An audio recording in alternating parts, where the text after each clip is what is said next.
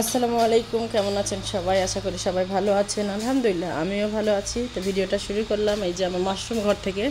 তো আজকে সকালে অনেক ব্যস্ত আমি, এই জন্য আর কি সকাল সকাল মাশরুম ঘরে আসতে পারি নাই, কারণ আজকে স্নেহার বাবা আমাকে ছোট মাছ এনে দিছে। আর এই যে সকাল থেকে এই পাশেই খুব একটা গাড়ি চলছে, শব্দ হচ্ছে, এই জন্য আর ভিডিও করতে আসি নাই। তো স্নেহা বাবা আজকে মাশরুম উঠায় রাখছে, এই যে মাশাল্লাহ।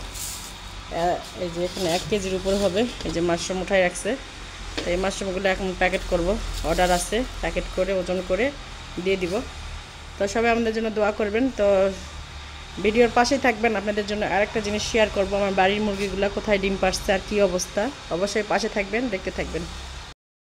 এই তো আমার বাড়িতে কিউট কিউট সুন্দর সুন্দর এই যে আমার সুন্দরী মুরগির কালো বাচ্চা মুরগির উঠছে।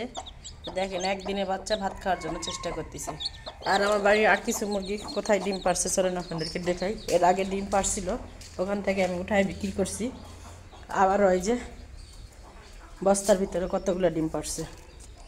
আর দেখেন একটা মুরগি ডিম পারতে যায় কত কষ্ট, দেখছেন একদম মাখানো। আর আমরা বলি ডিম ছোটো কেন, ডিম ছোটো কেন। এখানে যে ডিম পারছে, আমি আজকে আবারও আসি খেয়াল করি যেখানে ডিম পারছে। তো স্নেহা বাবাকে ফোন দিলাম, তো স্নেহা বাবা বললো ওখান থেকে আর ডিম উঠায় স্নেহা বাবা এটাকে বিক্রি করছে। এই যে আবার ডিম পারছে।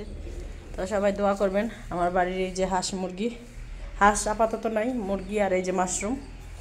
তো সবাই দোয়া করবেন, আল্লাহ যেন আমার স্বপ্নটা পূরণ করে। আল্লাহ কাছে যে স্বপ্নটা দেখছি সেই স্বপ্নটা যেন পূরণ করে।